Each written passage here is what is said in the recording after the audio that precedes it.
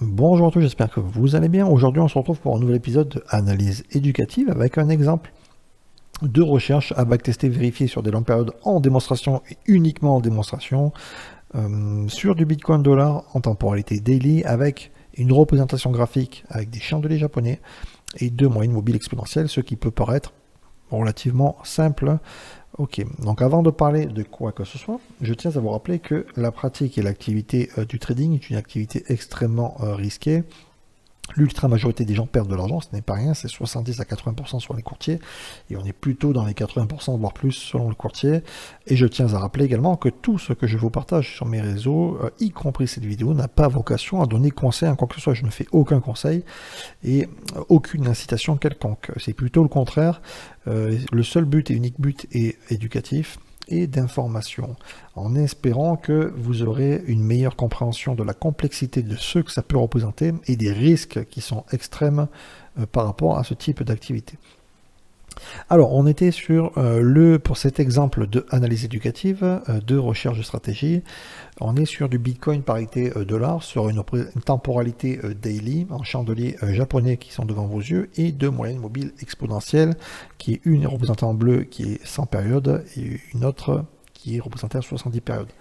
Alors, je vais vous montrer un exemple à travailler, à backtester sur des longues périodes, qui peut paraître relativement simple, en plus sur des grandes temporalités, à ajuster par rapport au risque à avoir, les cadres et les règles d'entrée potentielle, etc., etc. Alors on est carrément, donc la première règle qui est déjà avec ces deux moyennes mobiles, souvent, c'est plutôt pratique, et le biais de perception est de savoir quelle est la tendance, en tout cas le choix des positions uniques selon l'orientation des moyennes mobiles, la superposition, le sens, etc. pour avoir un biais de choix de tendance, de position et avoir une probabilité qui peut être plus importante dans un choix. Par exemple, si j'ai un signal que je vais interpréter avec une moyenne mobile exponentielle 100 et une moyenne mobile 70, la plus rapide en dessous, donc elles sont superposées à la baisse, inclinées à la baisse, je vais avoir un biais, par exemple à partir d'ici, où je vais rechercher uniquement que des positions à la baisse si les autres conditions, les règles que je me suis imposées vont concorder à ce moment-là, tout simplement pour avoir une probabilité plus élevée de réussir les signaux que je vais interpréter moi-même, etc., etc. D'accord, des points d'entrée. C'est-à-dire que à partir de toute cette phase, qu'on ait les deux moyennes mobiles superposés, je vais avoir plus probable que le prix va continuer à descendre, ok, dans ça. Et donc du coup, je vais avoir augmenté le potentiel de taux de réussite, ok. En tout cas, les stats seront plus favorables. Dans le principe, c'est ça dans l'idée. Alors, pour ce qui est de ces règles d'exemple à travailler, backtester uniquement en démonstration sur de longues périodes, il va falloir vérifier dans quel sens sont orientées les deux moyennes mobiles exponentielles, c'est-à-dire superposer en quel sens. Quand la plus rapide, la verte, est en dessous, ok, de la bleue, je vais potentiellement rechercher que des positions à la baisse pendant cette phase. Quand la moyenne mobile verte qui est plus rapide est au-dessus de la plus lente, je vais potentiellement rechercher uniquement que des positions à la hausse. Ça, c'est les premières conditions, ok. La deuxième condition, c'est que je vais attendre à avoir une respiration, c'est-à-dire un retracement du prix dans une phase baissière, c'est-à-dire qu'on va avoir une hausse, le prix va aller chercher un appui, et quand les corps de chandelier, ça c'est relativement simple, mais c'est quelque chose qui est très pertinent, quand les chandeliers vont aller clôturer les corps de chandelier, traverser la moyenne mobile la plus rapide, et que la prochaine ou une des prochaines va retraverser la plus rapide en corps de chandelier, comme ici. Ici, alors attendez, voilà, donc j'ai le corps de chandelier, je ne parle pas des mèches, hein. Quand le corps des chandeliers va clôturer et traverser, réintégrer la moyenne mobile exponentielle la plus rapide, et que je vais avoir une cassure de sortie à la baisse dans une phase uniquement baissière, à ce niveau-là, je vais avoir un signal où toutes les conditions que je viens d'énumérer, que je vais m'imposer pour ma recherche et à but d'exemple unique, je vais potentiellement prendre une position à ce niveau-là au moment de la clôture du chandelier. Et voilà, donc ici, j'ai un signal potentiel qui concorde en phase baissière. Là, j'ai rien, d'accord. On va mettre une flèche ici. Ici, j'ai un signal potentiel. Ici. Donc, ce sont des règles que j'énumère qui doivent être relativement strictes, claires et précises pour pouvoir l'identifier et le backtester si vous faites les recherches à la main, et pour vérifier, etc., la pertinence ou pas, si ça donne un rendement ou pas, avec, etc., etc. À ce niveau-là, ici, donc on voit qu'il y a pas mal de phases de position, phase baissière. Ici, donc là, juste, j'énumère et je mets des flèches sur les points d'entrée potentiels, ok. Traversée et sortie. On a, ok. Ok. Là, donc on a pas mal sur l'année 2022, ici, ici. Et on va arrêter sur l'année 2022 pour l'exemple. Ok. Alors, on a 1, 2, 3, 4, 5, 6, 7, 8, 9. Ok, 9 positions à la volée. Je vous fais ça à la volée pour vous montrer la réflexion, la recherche relativement simple, et après voir si je vais continuer, si c'est quelque chose qui peut être pertinent ou pas. Qu'est-ce qui va me rester également après? Déjà, on est sur un cadre horaire en daily, c'est-à-dire qu'il suffit, entre guillemets, entre parenthèses, se connecter une fois par jour et vérifier une fois la clôture, etc., si l'entrée est là ou pas.